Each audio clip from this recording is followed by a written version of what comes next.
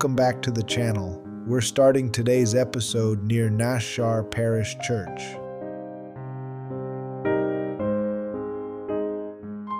Before we begin, I want to apologize for the long gap between videos. Unfortunately, I had to take an unexpected break because of an injury, which meant I couldn't continue for a while. As I promised in the last episode, we'll be visiting Palazzo Parisio today, one of Malta's most elegant palaces. From the outside, it looks surprisingly modest, but behind its walls lies a world of grand halls, historic furniture, lavish gardens, and centuries of history.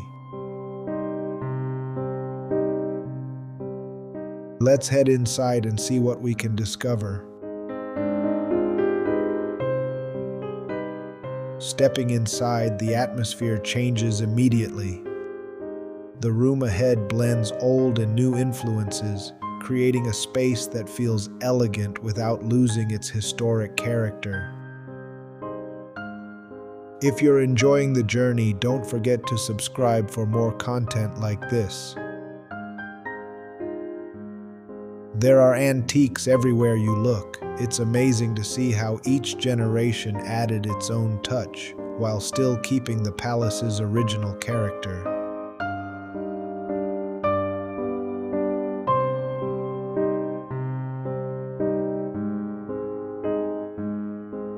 Here we can see an old horse-drawn carriage. Before cars existed, this would have been one of the main ways wealthy families traveled around Malta. Imagine arriving at the palace in a carriage like this, crossing the island along dusty roads. Today, it's a reminder of how much life has changed over the centuries.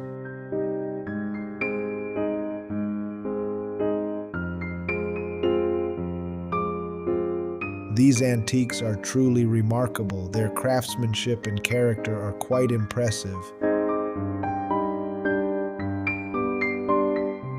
This is an 18th century style Neapolitan nativity scene.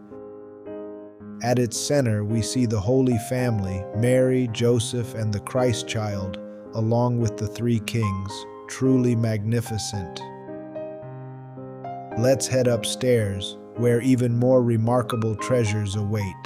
The upper floor offers a closer look at the palace's exquisite interiors, with beautifully preserved furnishings, antiques, and details that reveal even more of its fascinating history.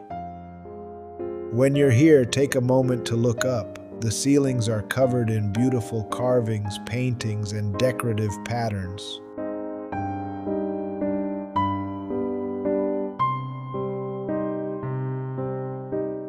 It's easy to miss them if you're focused only on the rooms themselves, but sometimes the most impressive parts of a palace are above your head.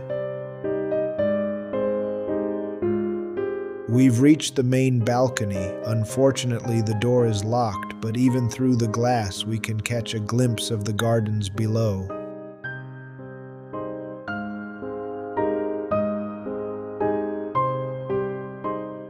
For the people who lived here, this wasn't a tourist attraction, it was home.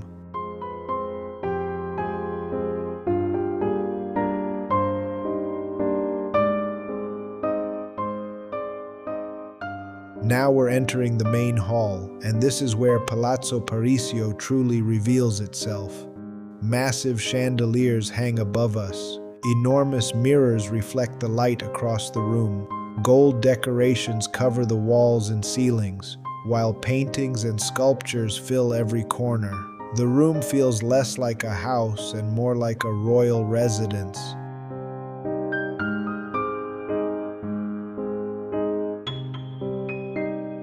I think this is where the palace truly comes to life. It's easy to understand why Palazzo Parisio is often compared to the great palaces of Europe.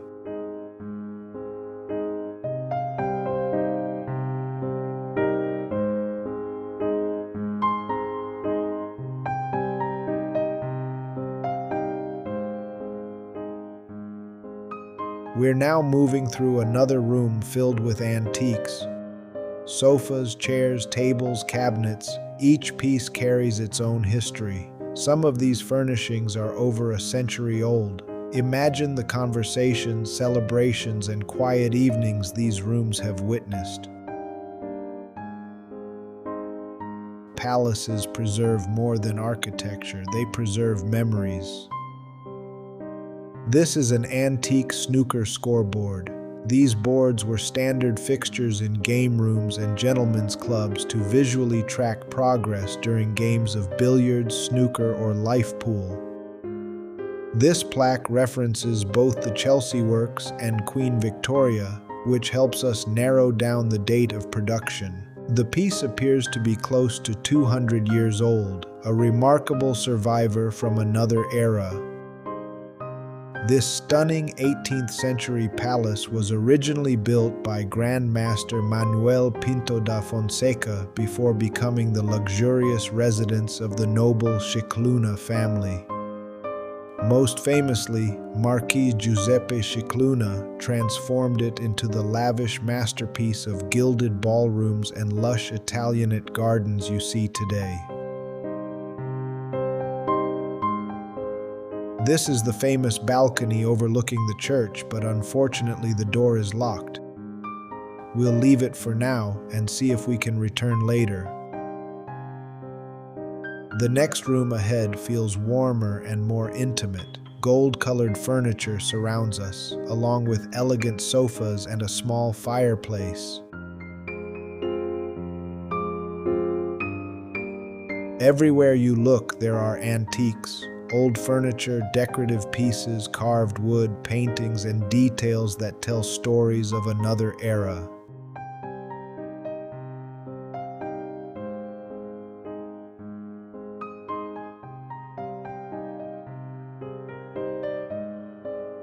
And here, hanging on the wall, is a portrait of Jacques de Vachon-Belmont, a knight of the Order of St. John. Paintings like this connect the palace directly to Malta's past under the knights. Every portrait represents a life, a story, and a moment in history. Now we're inside what looks like an office. An old desk sits in the room, surrounded by books, notes, and a cabinet.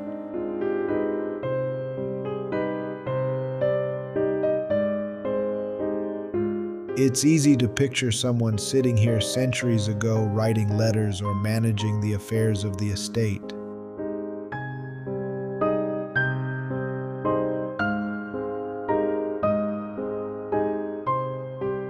We're now entering the bedroom. The bed immediately stands out.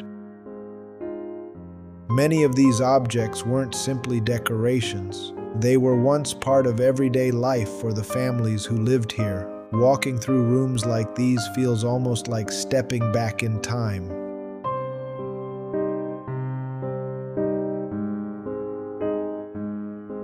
This bed is a true antique masterpiece, showcasing remarkable craftsmanship and the elegance of a bygone era. And tucked away inside is a small private chapel. Having a chapel inside a bedroom reflects how important religion was in everyday life. Even within the privacy of their home, faith remained central. Heavy wooden furniture surrounds the room, along with more antiques and decorative details. Next, we move into the dressing room. Wardrobes, mirrors, and dressing tables fill the space.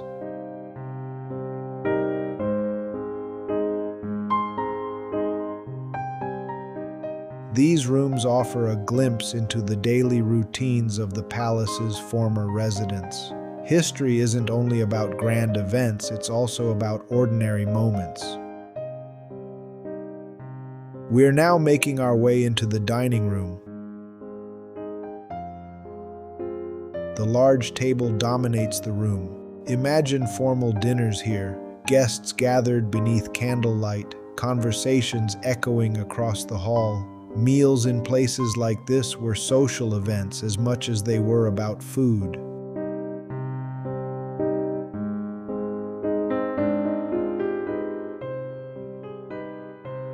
This room feels enormous. Paintings cover the walls, chandeliers hang overhead, and elegant tables sit beneath them. Even the fireplace adds to the atmosphere. It's difficult to know where to look first. Rooms like this were designed to display wealth, culture, and status, but they also reveal the artistic tastes of the time. Let's head back and see if we can access the balcony overlooking the church this time. And before we leave the palace, I'd also like to take one last look at the Grand Hall.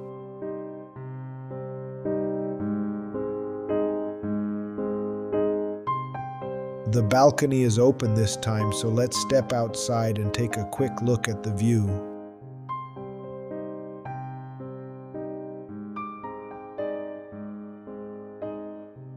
And here it is, the magnificent parish church of Naxxar. This is a view that very few people have the opportunity to experience.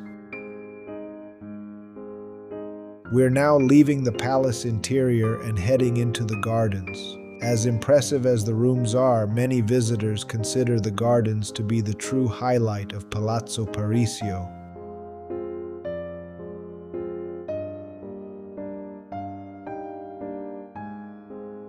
We'll start the walk from the far corner of the gardens and make our way towards the palace.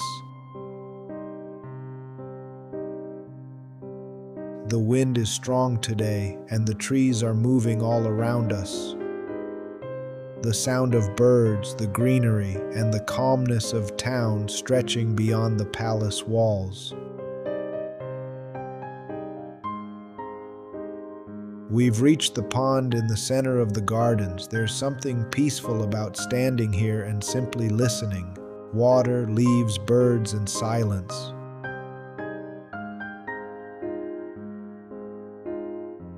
Standing here, it's hard to believe we're in the middle of Naxxar. Trees sway in the wind, birds move between the branches, and everything suddenly feels far away from the town outside. If you're enjoying the video, consider subscribing. In fact, most people watching the channel are not yet subscribed. Your support really helps the channel grow.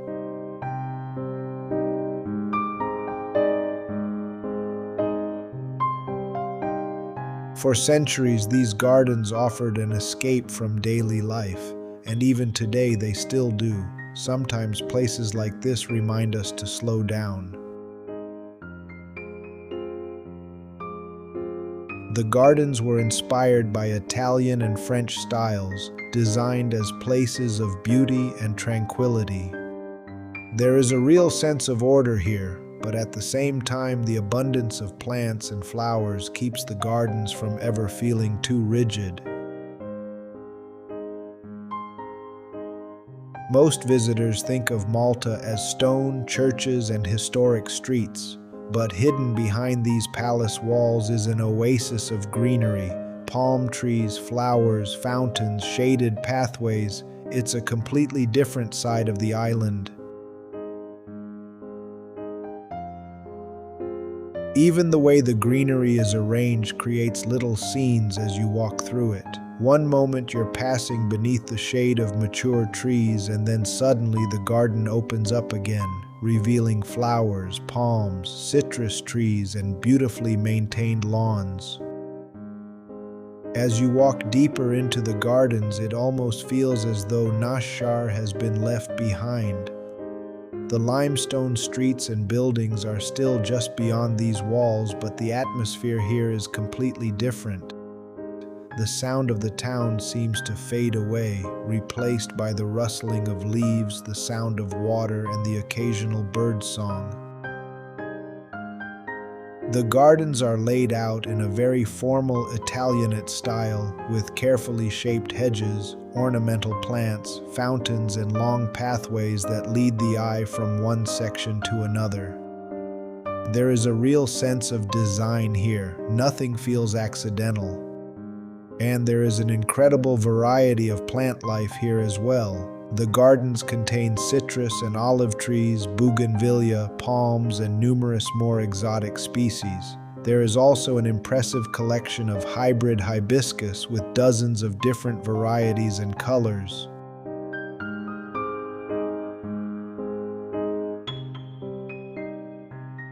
As same as the palace, the origins of the gardens reach back to the early 1700s. So as we're walking through these paths today, we're actually moving through a landscape that has been shaped and reshaped over several centuries.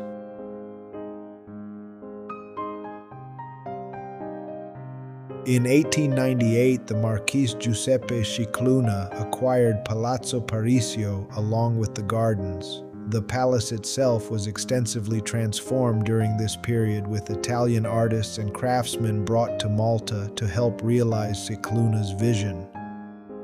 The gardens were also expanded, with additional land acquired behind the palace and developed between 1898 and 1906. For Malta, where natural greenery can sometimes feel surprisingly scarce, a garden of this scale is quite remarkable.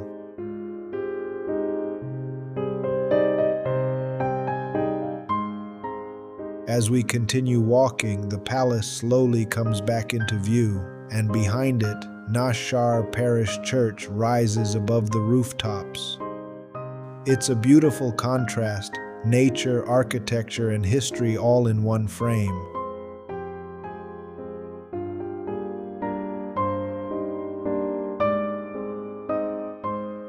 We're now nearing the end of our visit.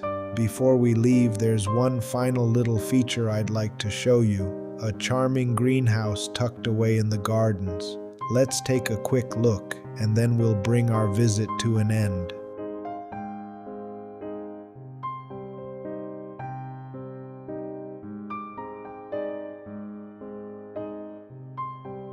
And here we are, the small greenhouse beside the palace.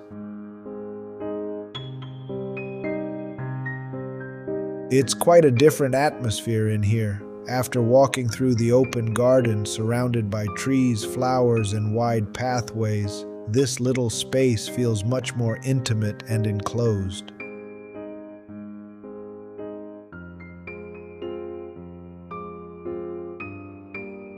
And this is where we'll end today's journey. Thank you for joining me, and as always, there's much more to discover. I'll see you in the next episode.